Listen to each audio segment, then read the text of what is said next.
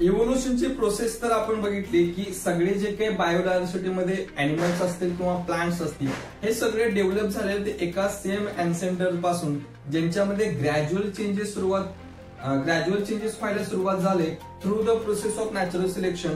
जे काही क्लायमेट मध्ये बाहेरच्या एन्व्हायरमेंट मध्ये जे काही चेंजेस झाले त्यानुसार अॅनिमलनी प्लॅननी स्वतःमध्ये काही ना काहीतरी चेंजेस करून घेतले जेणेकरून त्या जे काही एन्व्हायरमेंट मध्ये सस्टेन करण्यासाठी.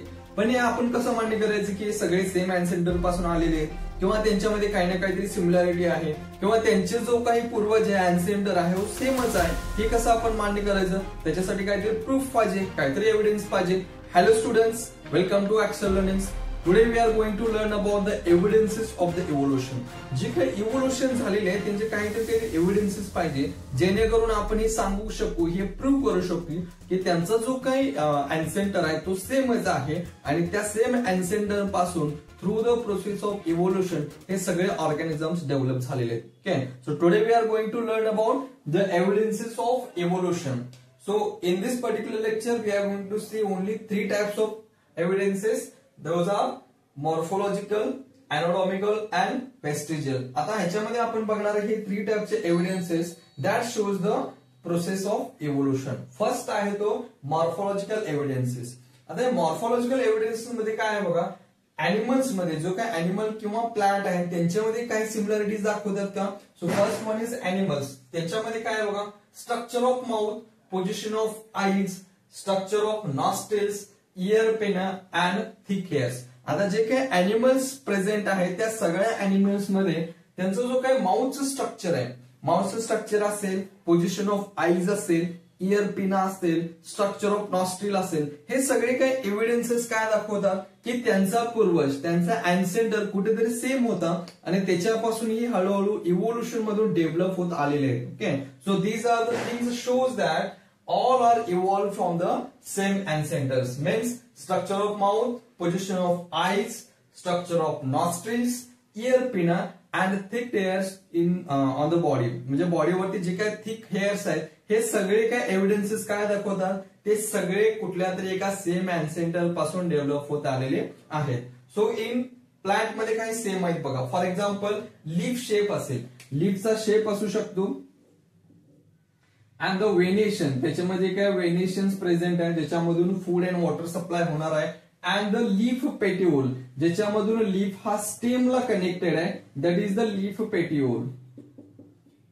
Okay, so these are the same evidences shows that there is a similarity among different types of plants and those are evolved from the same ancestors. Okay, so these are the same evidences shows that all are evolved from the same ancestors. So these are morphological evidences. Second जो काही evidences आहे तो आहे anatomical evidences. आता ह्याच्यामध्ये काय आहे बघा, जे काही तुम्हाला एक्झाम्पल्स दिलेत बुक मध्ये, for example human hand, four leg of ox, flipper of whale. आता याच्या स्ट्रक्चर मध्ये जे काही आपल्याला दिसून येतं त्यांच्यामध्ये जास्त काही आपल्याला सिमिलरिटी दिसून येत नाही, त्यांचं फंक्शन सुद्धा वेगवेगळं आहे. बट त्यांचे जे काही बोनचं स्ट्रक्चर आहे आणि त्यांच्यामध्ये जे प्रकारे ज्या जॉईंट्स ते कनेक्टेड आहेत हे काय दाखवतात, those all are evolved from the same ancestors. भलेही human hand, four leg of ox असेल किंवा फ्लिपर ऑफ व्हेल असेल, यांच्या फंक्शन मध्ये वेगवेगळं असेल, जे काही बोन स्ट्रक्चर त्यांनी कनेक्ट केलेले आहे त्यांच्यामुळे जे फंक्शन ते करणार आहे त्यांचं फंक्शन डिफरंट असू शकेल, but the structure of bones and the joints shows that those all are evolved from the same ancestors. So it is about anatomical evidences. Third point आहे वेस्टिजियल ऑर्गन.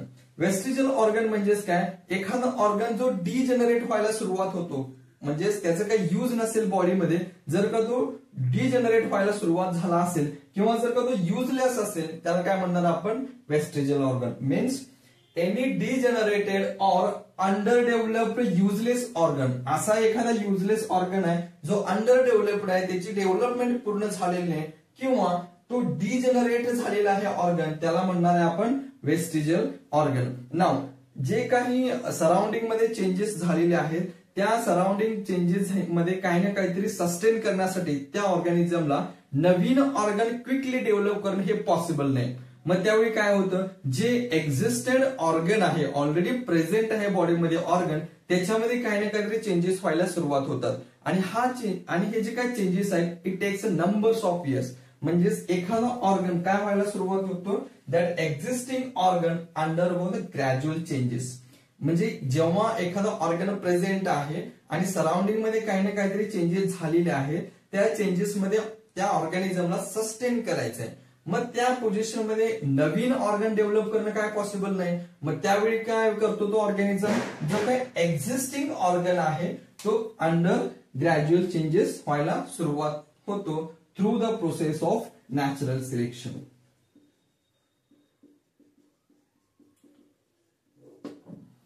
या natural सिलेक्शनच्या process मधून तो organ काय व्हायला सुरुवात होतो, gradual changes व्हायला सुरुवात होतो. आणि त्याच्यामध्ये काय चेंजेस होणार आहे, it is a step wise process. Numbers of years लागतात, हे स्टेप वाईज प्रोसेस असते आणि या डिफरंट फेजेस मध्ये त्या ऑर्गन डिफरंट स्ट्रक्चर मध्ये आपल्याला दिसून येतो. Okay, means that specific structure become useful in some organisms or useless in other organisms. म्हणजे ज्या ऑर्गॅनिझम मध्ये हा युजफुल आहे पण सेमच ऑर्गन दुसऱ्या ऑर्गॅनिझम मध्ये युजलेस किंवा तो हार्मफुल असतो. मग ज्या ऑर्गॅनिझम मध्ये हा युजलेस किंवा हार्मफुल आहे त्या ऑर्गॅनिझम मध्ये तो जो काही ऑर्गन आहे हा डिजनरेट व्हायला सुरुवात होतो आणि ज्याच्यामध्ये हा युजफुल आहे तो आहे तसाच ठेवला जातो through the process of natural selection. Okay, मग ज्याच्यामध्ये हा युजलेस आहे किंवा हार्मफुल आहे बॉडीसाठी, मग तो बॉडी मधून बाहेर काढून टाकला पाहिजे. म्हणजेच त्याची प्रोसेस सुरुवात होते डिजनरेशनची. And that organ undergoes a gradual changes. मग ह्याच्यामध्ये जे काही ग्रॅज्युअल चेंजेस होणार आहेत तो ऑर्गन हळूहळू डिजनरेट व्हायला सुरुवात होतो. मग जेव्हा हळूहळू डिजनरेट व्हायला सुरुवात होणार आहे, जेव्हा इव्होल्युशनची प्रोसेस होणार आहे, मग या डिफरंट स्टेजेस मध्ये याचं जे काही स्ट्रक्चर आहे, फंक्शन आहे हे वेगवेगळं असणार आहे.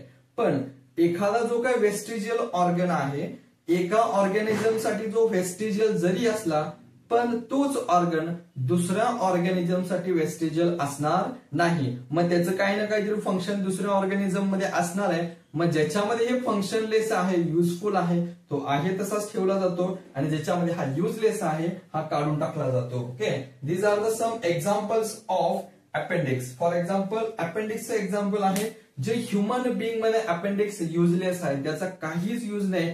But the same appendix is useful in रुमिनन्स.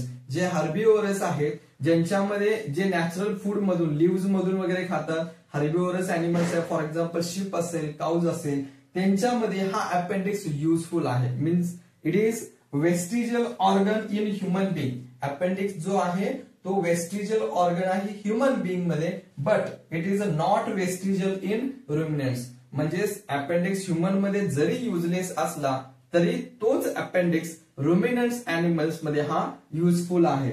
Other examples R year pinna. हे जे काही इयर पिना आले ह्युमन्स मध्ये त्याचा काही युज नाहीये, but those are useful in monkeys for the movement of ear pinna. हे काय इयर पिना आहेत ह्युमन मध्ये, दे आर युजलेस, बट त्याचा यूज हा मंकी मध्ये होतो.